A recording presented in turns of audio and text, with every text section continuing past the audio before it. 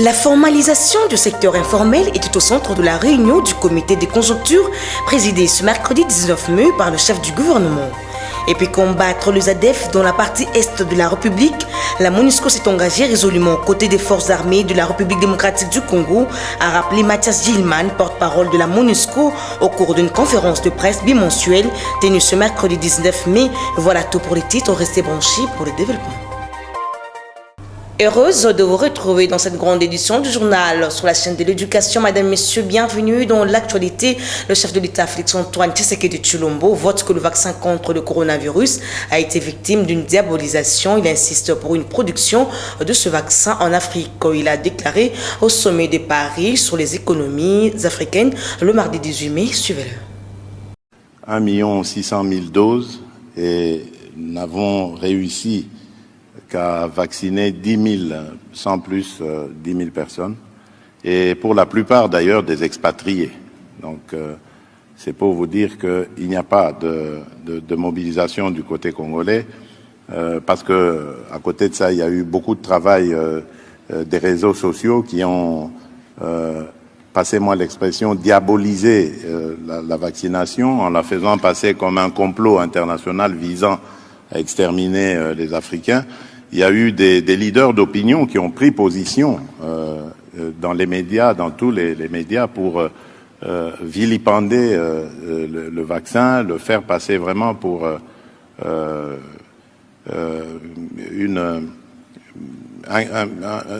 un acte criminel. Et d'ailleurs, à chaque occasion que l'on avait de mettre en exergue les retombées malheureuses du vaccin sur certains individus ici en Occident, ces leaders d'opinion ont surfé dessus pour continuer à matraquer cette initiative. Et donc, je crois que la première des choses à faire, c'est d'abord de faire une contre-sensibilisation, d'expliquer à nos populations qu'à la longue, en ne se vaccinant pas, nous pouvons être l'objet d'un nouveau variant qui va se présenter de manière beaucoup plus virulente chez nous et qui va peut-être développer une résistance qui fera que les vaccins qui viendront ou qui existent déjà en ce moment ne seront pas efficaces. Toujours dans l'actualité, du côté du président sénégalais Macky Sall, qui était aussi présent au sommet de Paris sur les économies africaines. Ce dernier est revenu sur la diabolisation dans les réseaux sociaux du vaccin contre le coronavirus. On l'écoute. À l'endroit de nos amis de la RDC, que nous avons eu les mêmes problèmes au début avec tous les réseaux sociaux. Mais aujourd'hui, à date d'hier, nous étions à 420 000 injections sur une population de 16 millions. 700, c'est autour de 4%, 3,7 à 4%. Il y a moyen encore de faire comprendre à l'ensemble des Africains que le salut passe par le vaccin. Il n'y a pas d'autre alternative. Et qu'il ne peut pas y avoir de relance si les gens sont malades ou si la Covid est encore là. Le président l'a bien dit. Donc c'est difficile, mais il faut continuer. Et il y a des pays, il y a des Africains qui veulent se vacciner et qui n'ont pas le vaccin. Donc ceux qui l'ont, au moins, qu'ils essaient de comprendre. Chez nous, on cherche les vaccins. Donc il faut vraiment que nos amis congolais prennent ça, que le président continue à plaider. Je sais que c'est difficile. Bien sûr, bien sûr. Mais il faut dire que nous avons évidemment l'AstraZeneca. Nous avons bénéficié des doses de l'AstraZeneca. Et au moment où nous nous apprêtions, au mois de mars, à lancer la campagne de vaccination, il y a eu ce raté, si je puis l'appeler ainsi, européen, où il y a eu 11 pays qui ont suspendu l'administration de ces doses. Donc vous comprenez que l'impact a été considérable. Donc les dégâts ont été énormes. Et donc, il fallait tout recommencer. Et nos doses expirent au mois de juin. Donc, le temps de relancer tout ça, ça n'a pas pu être possible. Et nous sommes sentis obligés de de redonner ces vaccins aux pays africains qui en avaient fait la demande. Donc, ça veut dire qu'il faut un travail de mobilisation, mais je suis convaincu, comme je l'ai dit tout à l'heure, que la production sur le sol africain même va booster cette campagne de mobilisation que nous devons faire. Et puis, situation au Tchad, en sa qualité du président de l'Union africaine, Félix Tshisekedi Tshilombo, pense qu'il faut que toutes les parties soient représentées dans le gouvernement de transition. Cela ne peut entraîner que certaines déconvenues. Et là, moi je dirais heureusement que la reprise en main a été rapide et dans une situation pareille de désordre, il vaut mieux une reprise en main musclée. C'est ce qui s'est passé. Mais cela ne veut pas dire que le gouvernement actuel ou le CMT, le Conseil militaire de transition, a un blanc-seing de la part de l'Union africaine et de la communauté internationale tout entière. Nous avons compris la situation qui était précaire. Il ne faut pas oublier que le Tchad est menacé par des hordes de rebelles et quelque part aussi par des menaces terroristes. Donc le décès brutal du maréchal du Tchad aurait pu donner occasion à ces individus de chercher à déstabiliser le pays en essayant de reprendre la main. Donc il fallait une réponse militaire, elle a été donnée. Maintenant, ça ne veut pas dire que les droits et les libertés doivent être passés par perte et profit. Il faut absolument que le pouvoir actuel, le CMT, fasse régner l'ordre, mais également continue à faire respecter les droits et les libertés. Et surtout, le plus important ici, c'est qu'il observe cette période de 18 mois de transition, au cours de laquelle nous souhaitons d'ailleurs qu'il y ait une inclusivité. C'est-à-dire que toutes les forces politiques, et au-delà peut-être même, qui en émettent le vœu, puissent être représentées dans ce gouvernement. C'est très important parce qu'à ce moment-là, il y a une sorte d'union nationale, il y a une sorte d'accord pour aller ensemble vers les élections. Et après 18 mois, lorsque les élections auront eu lieu, eh ben, à ce moment-là, je crois que le pays va s'inscrire dans un début de stabilité. Direction primature, le Premier ministre Samalou Konde Kingi a présidé ce mercredi 19 mai 2021 la réunion du comité des conjonctures économiques. La formalisation du secteur informel était au centre de cette réunion, suivit le ministre du Plan, Christian Mwando. Cette réunion a planché sur la situation générale au niveau de l'économie du pays. Notamment, nous avons examiné la question du rôle que le secteur informel joue sur l'économie, parce qu'il a été constaté au niveau mondial que les effets d'atténuation du Covid sont impactés par l'économie informelle qui ne permet pas d'avoir suffisamment de réserves et de recettes. Madame la ministre de l'Emploi a été chargée par le Premier ministre de pouvoir se pencher avec son collègue de l'économie sur la question de la formalisation de l'économie informelle. Nous avons également évoqué la question des prix.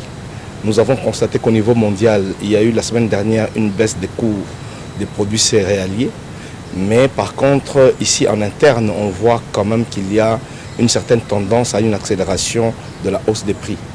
À cet effet, le Premier ministre a demandé que le ministre de l'économie fasse un contrôle de la structure des prix de manière à pouvoir maintenir les prix au niveau où ils sont. Nous avons également parlé de l'accord qui a été signé avec la Banque mondiale concernant 500 millions pour l'opération de projet Kinelenda. Le Premier ministre a demandé au comité de pouvoir faire diligence pour la ratification de cet accord, de manière à pouvoir bénéficier le plus tôt du don qui sera fait par la Banque mondiale. Nous avons ensuite évoqué la question des exonérations. Nous avons constaté effectivement que le taux des exonérations, la valeur des exonérations est très élevée, qui se chiffre plus ou moins à 425 millions en cumul annuel. Le Premier ministre a instruit la ministre des Mines, le ministre des Finances et les autres ministres sectoriels de bien vouloir examiner en profondeur la source principale de ces exonérations, de manière à ce que l'État puisse bénéficier de ce qui lui est dû. Il a été également demandé de maintenir la stabilité au niveau macroéconomique. Le taux est resté relativement stable. Aujourd'hui, au niveau officiel, le taux est à $1 pour 1988 francs congolais et au niveau parallèle, $1 pour 2021 francs congolais. Le chef de l'exécutif a donc donné les instructions à la Banque centrale pour que le pacte de stabilité macroéconomique soit strictement respecté et le ralentissement des dépenses de l'État a été également à l'ordre du jour pour éviter tout dérapage monétaire. Cette fois-ci à l'Assemblée nationale, le rapprochement entre la République démocratique du Congo et la Corée du Sud au cœur des échanges entre le président de la Chambre basse du Parlement, Christophe Mbosso Kodia, et l'ambassadeur sud-coréen en République démocratique du Congo. Suivez. Yes, I intended to discuss with... Je voulais discuter avec lui, avec Monsieur le Président, comment nos deux pays, comment nos deux assemblées nationales peuvent davantage travailler pour développer notre coopération qui est déjà forte actuellement.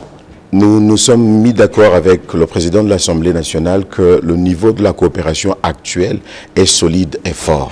Nous avons des possibilités de coopération dans beaucoup de domaines, dans le domaine politique, dans le domaine économique, dans le domaine culturel et bien d'autres domaines. Tout en développant notre partenariat, nous serons aussi en mesure de développer nos relations avec l'Assemblée nationale. Bien sûr, absolument. J'ai beaucoup apprécié son chaleureux bienvenu. And I look forward to further working very closely with the Speaker and the National... Et je m'attends avec impatience de travailler davantage avec le président de l'Assemblée nationale et l'Assemblée nationale elle-même.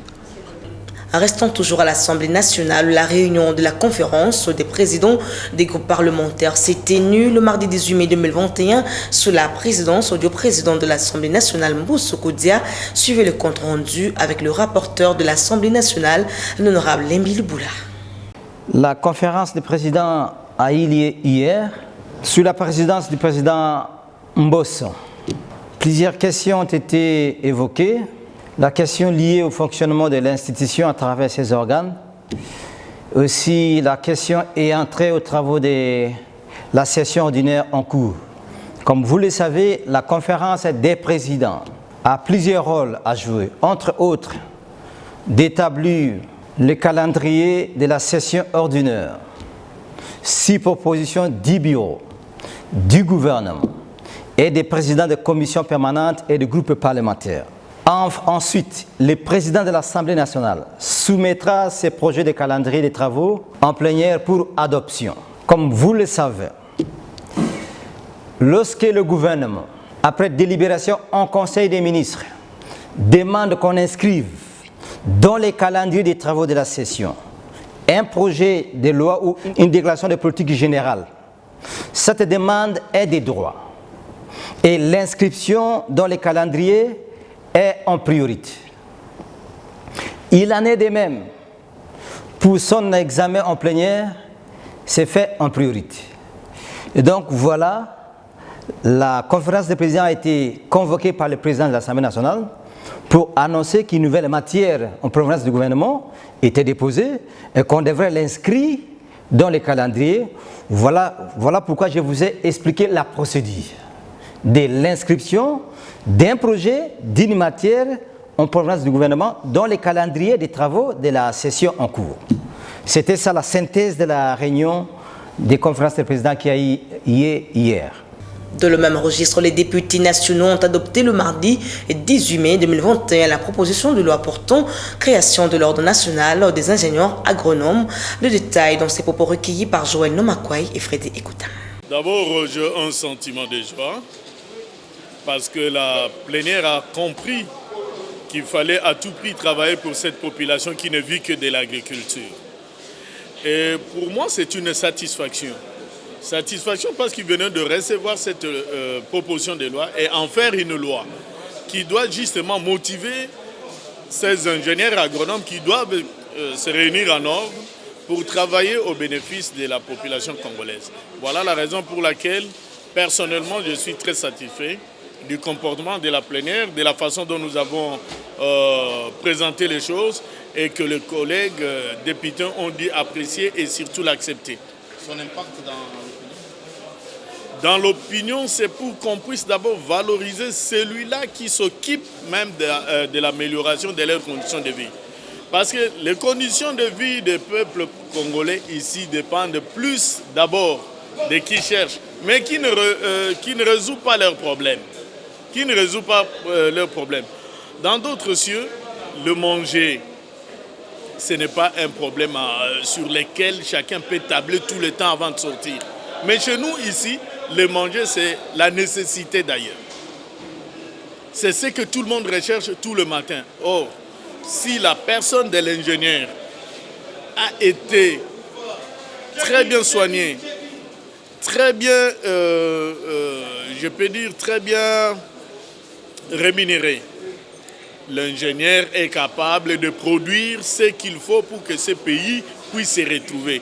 Mais aussi longtemps que celui-là qui est même l'acteur moteur de ce développement n'est pas bien soigné, n'est pas bien traité, comment voudriez-vous que ça marche?